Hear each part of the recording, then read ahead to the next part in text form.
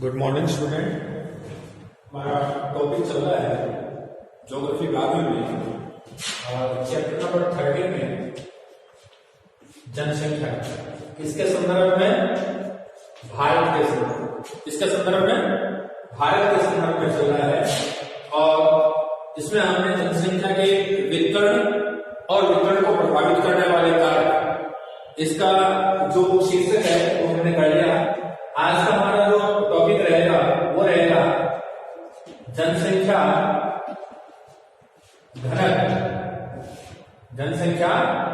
घनत्व रहेगा, density of population. ठीक है ना, या पॉपुलेशन डेंसिटी के नाम से जानता है। अब घनत्व का तात्पर्य हो गया कि कोई एक घन का तात्पर्य सीधा सा आप समझते हो तो एक इकाई, किसी भी प्रकार की कोई एक इकाई को इसके संदर्भ में हम ज्ञात करेंगे। और ये मुख्य रूप से धरातल और जनसंख्या के बीच के अनुपात को दर्शाता है। जनसंख्या घनत्व जो है वो मूल रूप से भौगोलिक जो क्षेत्र होता है, जिस क्षेत्र में लोग निवास करते हैं वो, और उस पर निवास करने वाली जनसंख्या के बीच का जो अनुपात है, उस अनुपात को दर्शाने के लिए हम इसका अध्ययन करते हैं जनसंख्या भूगोल में। वो कहलाता है जनसंख्या घनत्व। घनत्व कई प्रकार के हैं, जनसंख्या के संदर्भ में हम कई प्रकार के घनत्व देखेंगे, लेकिन अब पर्टिकुलर जिसका अध्ययन जनसंख्या भूगोल में किया जाता है उसे हम आंशिक घनत्व कहते हैं, गणितीय घनत्व कहते हैं। जिसके नाम से लेते हैं आंशिक घनत्व या गणितीय घनत्व लेता है। और जनसंख्या का जब जनगणना होती है, वो जनगणना में जब जनसंख्या का संक्षेपण करना होता है, यानी उसको एक तरीके से व्यवस्थित करना होता है, कितना क्षेत्रफल है और कितनी जनसंख्या है, उसके बीच में अनुपात को जब दर्शाना होता है कि कितनी जनसंख्या है, वो कितने क्षेत्र में निवास कर रही है, कितना क्षेत्र खाली पड़ा है, उस पर अगर डेवलपमेंट करें तो कितनी जनसंख्या को वहां स्थापित कर सकते हैं। तो एक जो रेशियो आता है, उस रेशियो के लिए हमें किसका अध्ययन करना पड़ता है, जनसंख्या घनत्व का अध्ययन करना पड़ता है। इसलिए जनसंख्या के संक्षेपण में जनसंख्या घनत्व का बहुत महत्वपूर्ण स्थान माना जाता है। और इसी के संदर्भ में अब हम जो अध्ययन कर रहे हैं वो जनसंख्या घनत्व का अध्ययन कर रहे हैं। इसमें जनसंख्या के अंतर्गत प्रति इकाई के आधार पर लिया जाता है। क्षेत्र को प्रति इकाई और जनसंख्या, प्रति इकाई और जनसंख्या। अब जनसंख्या को ऐसे कर सकते हैं, जनसंख्या दबाव का तात्पर्य जनसंख्या भार का तात्पर्य निवास। बात समझ आ रही? भाई उस क्षेत्र में जितनी जनसंख्या निवास कर रही है उसी को हम जनसंख्या का भार कहते हैं, उसको जनसंख्या का दबाव कहते हैं। कि प्रति इकाई पर जनसंख्या का कितना दबाव है, इसके बारे में जब अध्ययन करेंगे तो एक तरह से देखें तो क्षेत्र के हिसाब से कि एक क्षेत्रफल के अंदर प्रति इकाई कितना जनसंख्या का दबाव रहता है, ये जो आती है प्रति इकाई की जहां बात आती है वहां जनसंख्या घनत्व को महत्वपूर्ण स्थान दिया जाता है। क्योंकि इसकी देखो ये भी एक तरह से क्या है, मात्रा का तात्पर्य जैसे हमने वितरण किया था, तो वितरण में भी जनसंख्या का क्या किया जाता था, जमाव। ठीक है ना, तो इसमें घनत्व में भी क्या दिया जा रहा है, जमाव। लेकिन उसमें कोई निश्चित स्थान या इकाई नहीं है, इसमें इकाई निश्चित नहीं है। क्या नहीं है, इकाई निश्चित नहीं है, इसमें इकाई निश्चित नहीं है। और इसमें इकाई क्या है, निश्चित है। यानी यह जो वितरण हम देखेंगे, ये जो मात्रा देखेंगे जनसंख्या की, अगर वितरण के संदर्भ में देखेंगे तो उसका तात्पर्य होता है किसी क्षेत्र में जनसंख्या का जमाव। ठीक है ना, किसी क्षेत्र में जनसंख्या का जमाव, इसका भी तात्पर्य किसी क्षेत्र में जनसंख्या का जमाव ही होता है। लेकिन इस क्षेत्र में इकाई क्या होती है, निश्चित होती है। इसकी जो इकाई होती है वो प्रति इकाई निश्चित होती है। इस तरह प्रति इकाई के नाम से जानते हैं। और प्रति इकाई क्या होती है कि प्रति किलोमीटर निवास, नहीं प्रति वर्ग किलोमीटर। क्या इसकी इकाई क्या है, प्रति वर्ग किलोमीटर। इसमें किसी भी क्षेत्र में जनसंख्या का जमाव होता है कि पठारी क्षेत्र में ज्यादा जनसंख्या का जमाव की बजाय मैदानी क्षेत्रों में ज्यादा जनसंख्या का जमाव है, पठारी क्षेत्रों के बजाय जो पर्वतीय क्षेत्र है या मरुस्थलीय क्षेत्र है वहां जनसंख्या का जमाव कम है। तो ये जो क्षेत्रों के हिसाब से जब हम बात करते हैं तो उसको कहते हैं वितरण। क्या कहते हैं? वितरण। किसी नगर में जनसंख्या का जमाव ज्यादा है, किसी नगर में जनसंख्या का जमाव कम है, तो वो क्यों कम है क्यों ज्यादा है, उनको बारे में हमने जनसंख्या के वितरण को प्रभावित करने वाले कारकों के संदर्भ में समझ लिया था। अब जो बात कर रहे हैं बात मात्रा की ही है कि लोग कहाँ कितने निवास कर रहे हैं, लेकिन वो कितने निवास कर रहे हैं वो एक इकाई बांटी, इस इकाई में कितने निवास कर रहे हैं, इसमें पर्टिकुलर कोई क्षेत्र की इकाई नहीं है वितरण में। ये थोड़ा सा चेंज है इसमें कि वितरण में भी मात्रा को दर्शाते हैं कि कितने लोग वहां पर जमाव है, कितने लोग जमा है, कितने लोग वहां पर निवास कर रहे हैं, इसमें भी वही है कि कितने लोग निवास कर रहे हैं। ठीक है ना। लेकिन घनत्व में और वितरण में थोड़ा सा अंतर क्या आता है कि घनत्व में जो बात करते हैं हम वो किसकी करते हैं, एक इकाई की करते हैं, और घनत्व की जो इकाई है वो क्या है, प्रति वर्ग किलोमीटर। क्या है? प्रति वर्ग किलोमीटर में जो निवास करते हैं उनकी इकाई इसके अंदर निश्चित की गई है। ठीक है। दूसरी बात है कि इसको समझने के लिए हमें घनत्व को समझने के लिए दो चीजों को विशेष रूप से ध्यान दिया जाता है। एक वह क्षेत्र जिसमें जनसंख्या निवास करती है, एक वह जनसंख्या जो उस क्षेत्र में क्या करती है, निवास करती है। बात वही है। तो सीधी सी बात है कि प्रति वर्ग किलोमीटर का तात्पर्य वर्ग किलोमीटर आ गया, निश्चित रूप से ये किस अंतर्गत आता है, क्षेत्रफल में आता है, क्षेत्रफल में आता है। अब निवास कौन करेंगे, निवास करेंगे जनसंख्या। ठीक है ना। और इसके अनुपात को ही क्या कहते हैं, जनसंख्या का घनत्व कहते हैं, जनसंख्या का घनत्व कहते हैं। इसको एक पर्टिकुलर इकाई के द्वारा हम निर्धारित करते हैं। ठीक है ना, कि प्रति वर्ग किलोमीटर। इसकी डेफिनेशन क्या होगी इसको समझ लो थोड़ा सा। ठीक है। ये चीज मेरे ख्याल से समझ में आ गई होगी आपको कि कैसे इसका निर्धारण करते हैं, क्यों इसका अध्ययन करते हैं। वो इसलिए अध्ययन करते हैं कि किसी क्षेत्र विशेष में जनसंख्या का जमाव ज्यादा है और किसी क्षेत्र में जनसंख्या का जमाव कम है, तो उस जमाव जहां ज्यादा जमाव है या दबाव ज्यादा है वहां के संसाधनों पर, और एक क्षेत्र ऐसा है जहां खाली पड़ा है, कम जनसंख्या है, वहां जनसंख्या का दबाव नहीं है, संसाधनों पर दबाव नहीं है, तो वहां क्षेत्र की जनसंख्या उस क्षेत्र में जो कुल क्षेत्रफल आता है उस क्षेत्र में एक हिस्से के अंदर तो जनसंख्या का जमाव ज्यादा है, तो एक औसत निकाली जाती है। क्या निकाली जाती है? एक तरह से औसत निकाली जाती है कि भाई इतना क्षेत्रफल है, इसमें इतने इतने लोग निवास करेंगे या करते हैं, इतने इतने लोग निवास करें या करते हैं। तो जरूरी नहीं है कि उस क्षेत्र के अंदर उतने लोग निवास करें, ये चीज ध्यान रखना।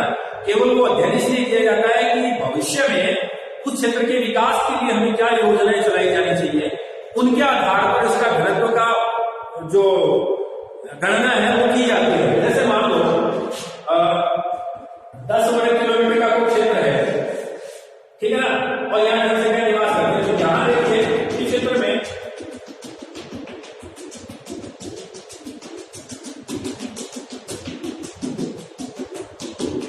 ये 10 वर्ग किलोमीटर में अब ऐसा मान सकते हैं 200 व्यक्ति हैं। कितने लोग हैं? 200 जनसंख्या निवास करती है 10 वर्ग किलोमीटर क्षेत्र में। 200 वर्ग व्यक्ति क्या कर रहे हैं? निवास कर रहे हैं। ठीक है ना। तो इसका अगर हम घनत्व निकालेंगे तो घनत्व निकालने के लिए सूत्र होता है हमारा, वो होता है प्रदेश की कुल जनसंख्या बटे प्रदेश का कुल क्षेत्रफल। प्रदेश की कुल जनसंख्या बटे प्रदेश का कुल क्षेत्रफल, या ऐसे कहते हैं कुल जनसंख्या बटे कुल क्षेत्रफल। हम अनुपात निकाल रहे हैं। ठीक है ना। तो इसको हम ऐसे लिख सकते हैं, जैसे जनसंख्या कितनी है 200, वर्ग किलोमीटर क्षेत्रफल कितना है 10, तो ये कट गया, यानी प्रति वर्ग किलोमीटर इकाई कौन सी हमारी? प्रति वर्ग किलोमीटर। अब प्रति वर्ग किलोमीटर कितने लोग निवास कर रहे हैं? 20। 1 किलोमीटर हो गया, 1 किलोमीटर कितने लोग निवास कर रहे हैं? 20 व्यक्ति निवास कर रहे हैं। लेकिन इसमें देखो ये तो पूरा है, इस वाले हिस्से के अंदर तो ज्यादा जनसंख्या निवास करे और यहाँ जनसंख्या क्या करती है कम। क्यों? क्योंकि यहाँ पर मानव के लिए अनुकूल परिस्थितियां ज्यादा है और यहाँ अनुकूल परिस्थितियां कम है, इसलिए मानव वही निवास करेगा जहां उसके लिए अनुकूल परिस्थितियां हो। तो जनसंख्या घनत्व के अध्ययन करने का तात्पर्य यह होता है कि ये जो इस वाला जो क्षेत्रफल है, ये जो हिस्सा है और ये जो हिस्सा है, तो यहाँ पर देखिए कितने जो संसाधन ये संसाधन इतने हैं, इतने जनसंख्या का भार है, तो इस भार को कम करना और यहाँ के भार को बढ़ाना, यानी कि यहाँ जब जनसंख्या का जमाव ज्यादा होगा तो जनसंख्या घनत्व से हम ये निर्धारित करते हैं कि प्रति वर्ग किलोमीटर 20 लोग निवास कर रहे हैं। तो 20 लोग करने का मतलब है कि यहाँ पर हम ऐसे डेवलपमेंट करें, ऐसा विकास करें कि वो 20 लोगों के लिए सही हो, ताकि 20 लोग यहाँ पर निवास कर रहे हैं। तो इसके लिए जनसंख्या के अध्ययन में अध्ययन किया जाता है, जो गवर्नमेंट की योजनाएं चलाई जाती है उन योजनाओं के आधार पर निर्धारित किया जाता है कि इसके किस क्षेत्रों में कितने लोग निवास कर रहे हैं, ठीक है ना। तो फिर सरकार की योजना उसी के आधार पर निर्धारित की जाती है। तो ये इस तरीके से इसका निर्धारण करते हैं। इसकी परिभाषा क्या होगी, जनसंख्या घनत्व की परिभाषा क्या होगी, आपको सीधा कह सकते हैं जनसंख्या कुल जनसंख्या और कुल क्षेत्रफल के अनुपात को जनसंख्या घनत्व कहते हैं। ऐसी भी स्थिति आ सकती है, ऐसा भी आप परिभाषा के रूप में बोल सकते हो कि कुल जनसंख्या और कुल क्षेत्रफल की, ऐसा कह सकते हैं किसी प्रदेश की कुल जनसंख्या और कुल क्षेत्रफल के अनुपात को हम क्या कहते हैं, जनसंख्या घनत्व कहते हैं, ठीक है। लेकिन इसका सीधा सा निर्धारण इसकी इकाई को भी शामिल करना है। क्या करना है, इसकी इकाई को भी शामिल करना है। तो इकाई को शामिल करने के लिए क्या करेंगे, इसकी जो परिभाषा लिखेंगे वो क्या लिखेंगे, प्रति वर्ग किलोमीटर में निवास करने वाली जनसंख्या को जनसंख्या घनत्व कहते हैं। एक तो ये, ठीक है ना, कुल जनसंख्या एवं कुल क्षेत्रफल के अनुपात को जनसंख्या घनत्व कहते हैं, ठीक है ना। किसी भी प्रदेश, किसी प्रदेश की ये पर्टिकुलर क्षेत्र, अब किसी प्रदेश की कोई भी प्रदेश है, उस प्रदेश में जो इकाई मापी जाएगी वो कैसी मापी जाएगी, ऐसे ही मापी जाएगी। तो प्रश्न आपसे ऐसे पूछ सकते हैं कि जनसंख्या घनत्व से क्या तात्पर्य है, जनसंख्या घनत्व से क्या अभिप्राय है। तो आप ऐसा कर सकते हो, या जनसंख्या घनत्व की परिभाषा कीजिए, कि जनसंख्या घनत्व को परिभाषित कीजिए, ऐसी 4 वर्डिंग आ जाए। तो आप ऐसा लिख सकते हो कि जनसंख्या के कुल जनसंख्या और कुल क्षेत्रफल के अनुपात को क्या कहते हैं, जनसंख्या घनत्व कहते हैं। ये हो गया, ठीक है ना। ऐसा कह सकते हैं कि प्रति वर्ग किलोमीटर में निवास करने वाले लोगों की संख्या, ऐसे लोगों की संख्या को जनसंख्या घनत्व कहते हैं, ठीक है ना। प्रति वर्ग किलोमीटर में निवास करने वाले लोगों की संख्या को क्या कहते हैं, जनसंख्या घनत्व। लोगों की संख्या का तात्पर्य क्या आ गया, जनसंख्या आ गया, क्या गया, जनसंख्या आ गया। तो इस चीज को ध्यान रखो। या ऐसा कह सकते हो कि किसी प्रदेश की कुल जनसंख्या और कुल क्षेत्रफल के अनुपात को क्या कहते हैं, जनसंख्या घनत्व कहते हैं। यानी कि जनसंख्या घनत्व जो है वो किसी भी क्षेत्रफल और उस पर निवास करने वाली जनसंख्या के अनुपात का आधार है, और उसी को हम कहते हैं जनसंख्या का घनत्व। इससे क्या होता है कि सरकार के द्वारा चलाई जाने विभिन्न योजनाओं के लिए हमें नए आंकड़े मिल जाते हैं। इनका संक्षेपीकरण करने के लिए, जनसंख्या की संक्षेपीकरण व्यवस्था करने के लिए, संक्षेप में हमें मोटी मोटी जानकारी प्राप्त होने के लिए हम जनसंख्या घनत्व का क्या करते हैं, अध्ययन करते हैं। उसी के आधार पर क्षेत्र के विकास के लिए योजनाएं चलाई जाती है। तो ये बहुत महत्वपूर्ण है, और महत्वपूर्ण के आधार पर हम कहते हैं कि कहाँ कितने लोग ज्यादा है, वहां कितने संसाधन है, संसाधन कम है, लोग ज्यादा है, इस आधार पर भी इसका निर्धारण किया जाता है। तो एक चीज ये समझ में आएगी। दूसरी क्या है, तो समझ में आया, एक तो ये होगी। अब सीधी पूछ रही इसकी इकाई क्या है, तो इकाई क्या है, इसको हम किलोमीटर स्क्वायर में लिख सकते हैं, किलोमीटर स्क्वायर। इसका मतलब होता है प्रति वर्ग किलोमीटर। क्या होता है, प्रति वर्ग किलोमीटर। ऐसे इस स्थिति के अंतर्गत आपसे पूछ सकते हैं कि जनसंख्या घनत्व की इकाई बताइए। एक नंबर का प्रश्न आएगा, जनसंख्या घनत्व से अभिप्राय क्या है, क्षेत्रफल और जनसंख्या एवं क्षेत्रफल के अनुपात को जनसंख्या घनत्व कहते हैं। ठीक है ना। परिभाषित कीजिए, प्रति वर्ग किलोमीटर में निवास करने वाले लोगों की संख्या को जनसंख्या घनत्व कहते हैं। प्रति वर्ग किलोमीटर में निवास करने वाले लोगों की संख्या को जनसंख्या घनत्व कहते हैं। दूसरी इसकी परिभाषा भी आप देख सकते हो, किसी भी प्रदेश की कुल जनसंख्या एवं कुल क्षेत्रफल के अनुपात को क्या कहते हैं, जनसंख्या घनत्व कहते हैं। ऐसे दोनों परिभाषा आप देख सकते हो। इसको निम्नलिखित सूत्र के द्वारा ज्ञात किया जाता है। इसको निकालने के लिए, इसको ज्ञात करने के लिए एक सूत्र है, वो सूत्र कहते हैं जैसे जनसंख्या घनत्व बराबर प्रदेश की कुल जनसंख्या बटे प्रदेश का कुल क्षेत्रफल। ऐसे तो आपसे पूछ सकते हैं जनसंख्या घनत्व को ज्ञात करने का सूत्र क्या है, तो ये सूत्र 3 प्रश्नों में इकाई क्या है, अभिप्राय क्या है, परिभाषा क्या है, जनसंख्या घनत्व प्रदेश की कुल जनसंख्या बटे प्रदेश का कुल क्षेत्रफल है, ये जो कहलाता है इसका सूत्र कहलाता है।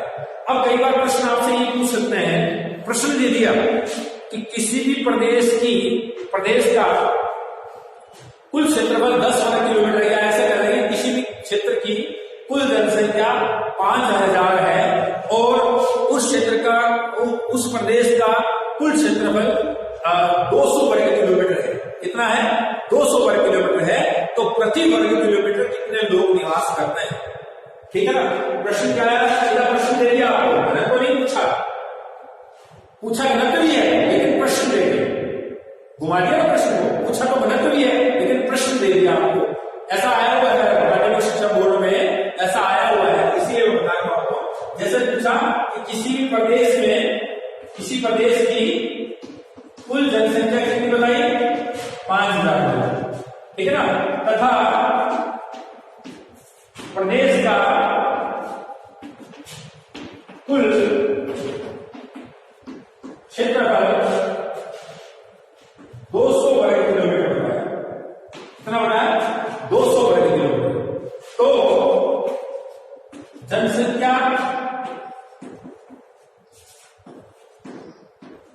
घनत्व क्या होगा, यानी इस प्रदेश का जनसंख्या घनत्व क्या होगा।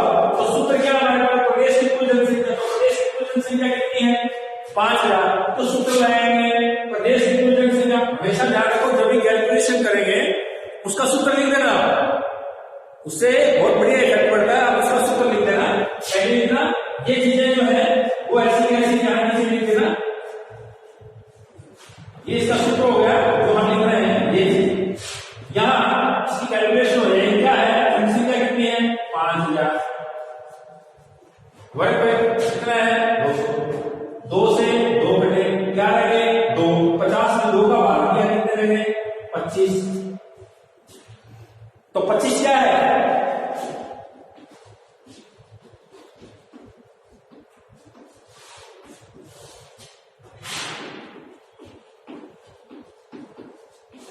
किसका, इस प्रदेश का 25 क्या है, घनत्व निकलाया। यानी आपसे ऐसे भी पूछ सकते हैं, ऐसे भी पूछ सकते हैं, ऐसे भी पूछ सकते हैं। तो इसमें कहीं आपने मार नहीं आया, इसलिए इसको, अच्छा, इसका जो ये घनत्व होता है, इस घनत्व के सूत्र को बोलते हैं गणितीय सूत्र। क्या बोलते हैं, गणितीय सूत्र के नाम से जाना जाता है। इससे पहले हमने मानव भूगोल की जो अध्ययन किया था, उस मानव भूगोल के अध्ययन में पोषणीय घनत्व क्या होता है, कृषि घनत्व क्या होता है, कायिक घनत्व क्या होता है, गणितीय घनत्व क्या होता है, ठीक है ना। सो सारे के सारे जो घनत्व हैं, उन घनत्वों के बारे में, आर्थिक घनत्व क्या होता है, उन सब के बारे में हमने पढ़ा हुआ है, वो वीडियोज आप देखना। और आज के संदर्भ में अगर हम देखें तो जनसंख्या घनत्व के लिए ये जो सूत्र है, इसको हम गणितीय सूत्र कहते हैं। अब एक प्रश्न और बन रहा है, इससे क्या बन रहा है, वो आपसे पूछेगा निम्नलिखित सूत्र जो है वो कौन से घनत्व की श्रेणी में आता है।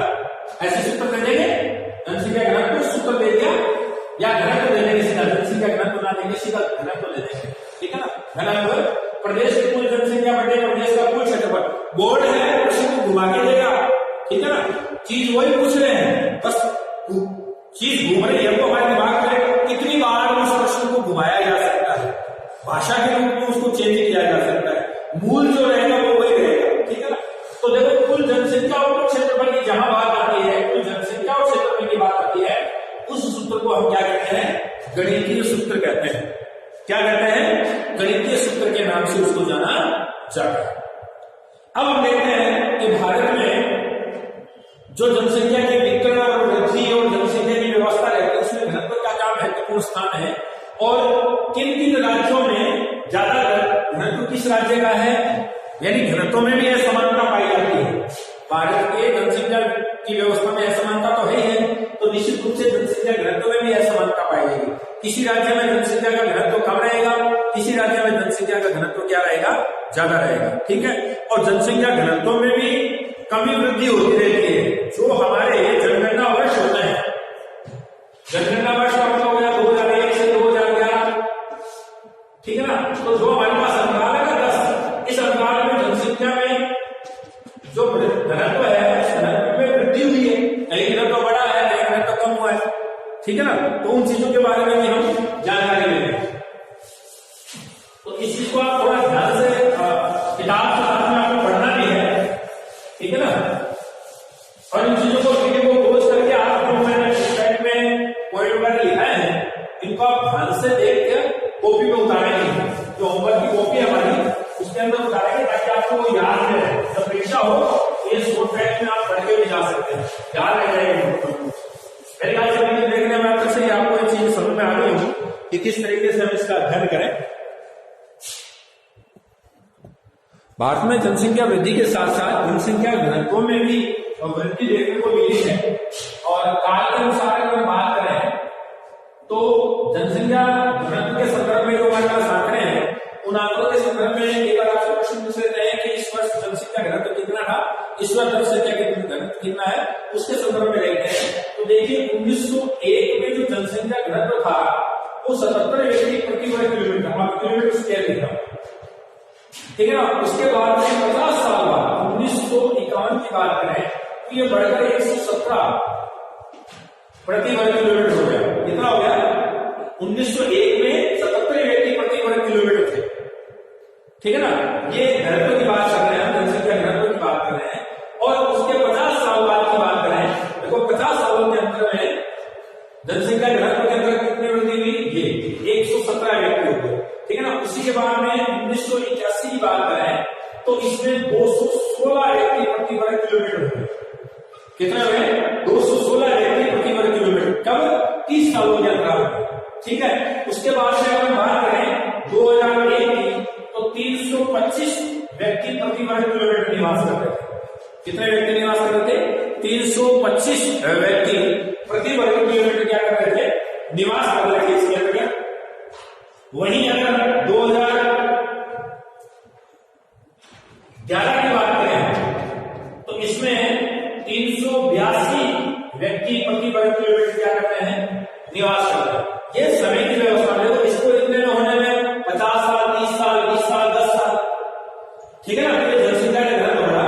वही अगर हम बात करें राज्यों के हिसाब से तो 2011 के जो हमारे आंकड़े हैं, 2011 तो भारत के संदर्भ में बात कर रहे हैं। ये चीज ध्यान रखना कि देयर ऑर्गेनाइजेशन जो है यहां से स्टार्ट हो गया, तो इसके संदर्भ में भारत के लोग एवं अर्थव्यवस्था। ठीक है ना। तो ये सारी जो चीजें पढ़ रहे हैं हम तो भारत के संदर्भ में पढ़ रहे हैं। तो 2011 में ये भारत के वृद्धि जनघनत्व में, तो जनघनत्व में जो वृद्धि देखने को मिली है 1901 में 77, 1961 में 117, 281, 1981 में 216, 2001 में 325, 2011 में, यानी लगातार जनसंख्या में क्या हुई है? बढ़ोतरी। और जनसंख्या बढ़ोतरी के साथ साथ जनसंख्या के घनत्व में भी क्या हुई है? बढ़ोतरी हुई है। वही बात करें सबसे ज्यादा जो देखने को मिल रहा है वो 1102 व्यक्ति प्रति वर्ग किलोमीटर के संदर्भ में बिहार जो है वो पूरे भारत में जनसंख्या घनत्व की दृष्टि से प्रथम स्थान रखता है। जनसंख्या घनत्व की दृष्टि से प्रथम स्थान रखता है ये राज्यवार बात करें हम, और वहीं अगर हम सबसे कम की बात करें तो इसमें आता है अरुणाचल प्रदेश।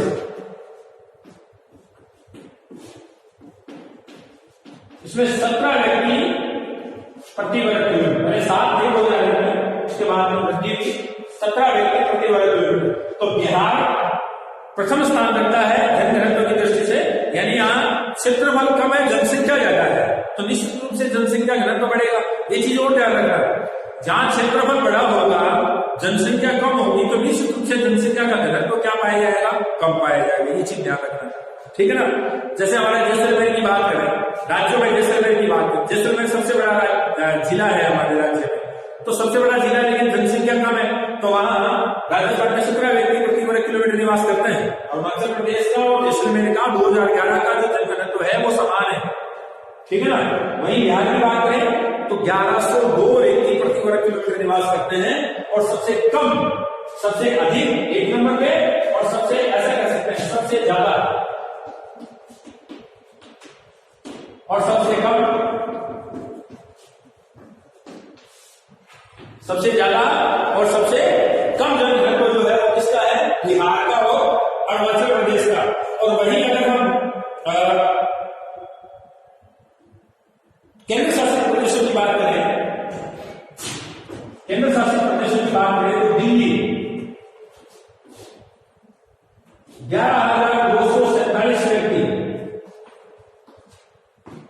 जो हमारे केंद्र शासित प्रदेश है, तो केंद्र शासित प्रदेशों में दिल्ली जो है 97 है, दिल्ली जो है वो कितने हैं, 11,297 व्यक्ति प्रति वर्ग किलोमीटर निवास कर रही है। और वहीं दूसरा देखें तो अंडमान और निकोबार, ये जो द्वीप है इनमें सबसे कम है 40 व्यक्ति प्रति वर्ग किलोमीटर। ये जनसंख्या घनत्व का थोड़ा सा जोड़ा था कि जनसंख्या घनत्व में, जनसंख्या वृद्धि के साथ साथ जनसंख्या घनत्व में वृद्धि देखने को मिली है। जैसे जनसंख्या बढ़ी है, जनसंख्या में वृद्धि हुई, वैसे वैसे जनसंख्या घनत्व में वृद्धि हुई है।